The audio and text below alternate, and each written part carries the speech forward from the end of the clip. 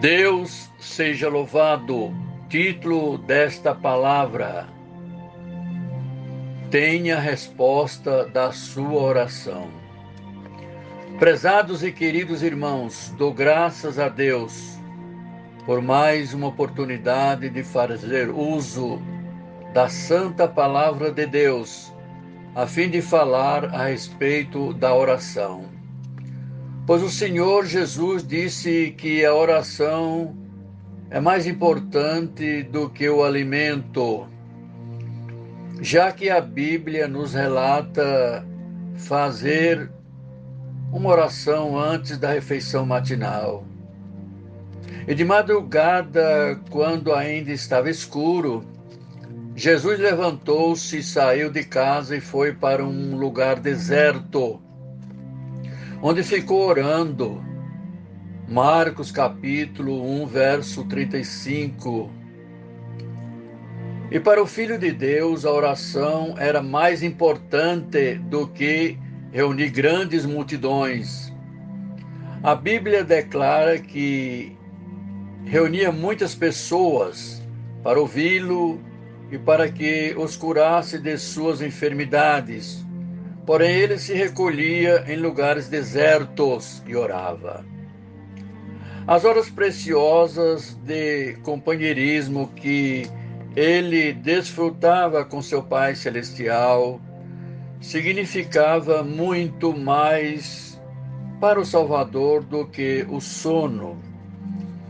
E sabemos disso porque a Bíblia nos diz que num daqueles dias Jesus saiu para o monte a fim de orar e passou a noite orando a Deus. Lucas capítulo 6, verso 12.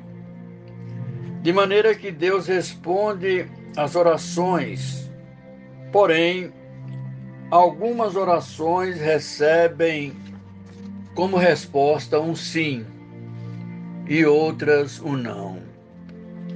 Então, o que podemos dizer sobre as orações? As orações sem resposta. A Bíblia diz que existem razões especiais para as orações que não recebem respostas. Então pode ser que a sua oração não tenha recebido resposta por causa da desobediência, pois um filho desobediente não pode se dar bem. A Bíblia afirma em Deuteronômio capítulo 28, verso 15: entretanto, se você não obedecerem ao Senhor seu Deus e não seguirem cuidadosamente todos os seus mandamentos e decretos que hoje lhes dou, todas essas maldições cairão sobre vocês. E quem sabe você não recebe resposta para a sua oração devido a um pecado oculto. E Davi disse com convicção: se eu acalentasse o pecado no meu coração, o Senhor não me ouviria. Outro motivo pelo qual as orações não são atendidas é porque somos egoístas, pois a Bíblia declara: quando pedem, não recebem, pois pedem por motivos errados, para gastarem em seus prazeres carnais. Tiago capítulo 4, verso 3. Preste atenção. O Espírito Santo, preste atenção, o Espírito que deve predominar na oração para que ela seja eficaz deve ser esta: bendito é o nome do Senhor. Que não seja feita a minha vontade e sim a tua vontade. Irmãos, a verdadeira oração não é uma repetição vã de palavras proferidas em público para se fazer de religioso, porque Jesus disse: e quando orar, não seja como os hipócritas. Eles gostam de ficar orando em pé nas sinagogas e nas esquinas, a fim de serem vistos pelos outros. Eu lhes asseguro que eles já receberam a sua recompensa. Mateus capítulo 6, verso 5. E isso significa que a oração não se limita às posturas religiosas tradicionais e nem tampouco a lugares de adoração ou cerimônias religiosas. A Bíblia diz, em primeiro lugar, Timóteo capítulo 2, verso 8, quero, pois, que os homens orem em todo lugar, levantando mãos santas, sem ira e sem contendas. E quando orarem, a postura corporal não é tão importante quanto a atitude do seu coração. Muitas pessoas dão ênfase à posição do corpo durante a oração, porém, isso tudo tem uma importância relativa. A oração é simplesmente uma comunicação sentido duplo entre você e Deus. E a razão pela qual muitos dos grandes santos fechavam seus olhos para orar, santo é Deus, era para que desejavam colocar de lado as coisas mundanas, a fim de que suas mentes pudessem estar concentradas exclusiva e completamente em sua comunicação com Deus o Pai. E não obstante, não está escrito em nenhuma parte das Escrituras que é importante fechar os olhos para orar, mesmo que ajude a desenvolver uma atividade correta de oração. A seguinte pergunta que muitos fazem é: a quem foi dito que orem? As Escrituras nos dão uma clara resposta: a todos os homens. Mesmo assim, é possível fazer uma outra pergunta: e onde devemos orar? E Paulo nos dá uma resposta quando diz: em toda parte. E é possível que outros perguntem também: e quando devemos orar? As Escrituras dizem sempre.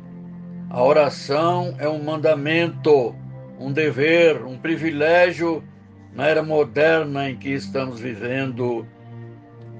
E aprendemos a dominar o poder da poderosa catarata do Niagara e tirar proveito para o nosso uso e aprender os vapores presos e liberar o seu enorme poder para impulsionar nossas máquinas e fazer avançar, bendito é o nome do Senhor, os nossos trens. No entanto, são poucos os que aprenderam a desenvolver plenamente o poder da oração. Sim, porque a solução para todos os nossos problemas é a oração. E se encontram em Deus Todo-Poderoso.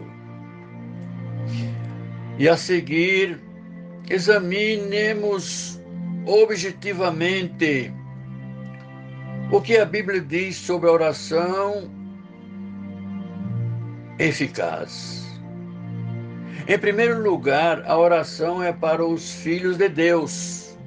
Jesus disse: quando orarem, digam Pai Nosso.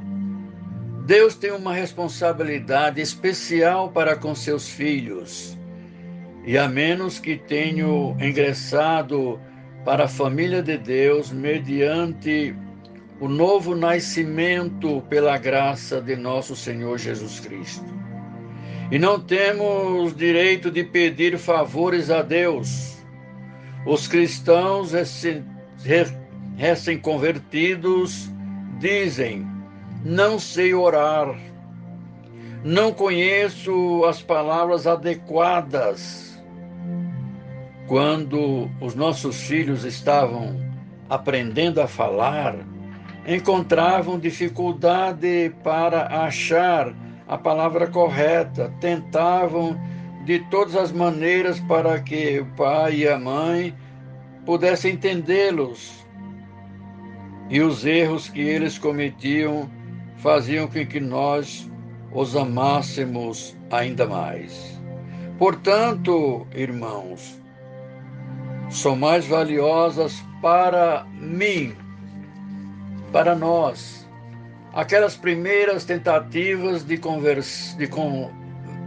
conversação de nossos filhos do que as palavras da maioria dos adultos que nos falam sem dificuldades ou erros.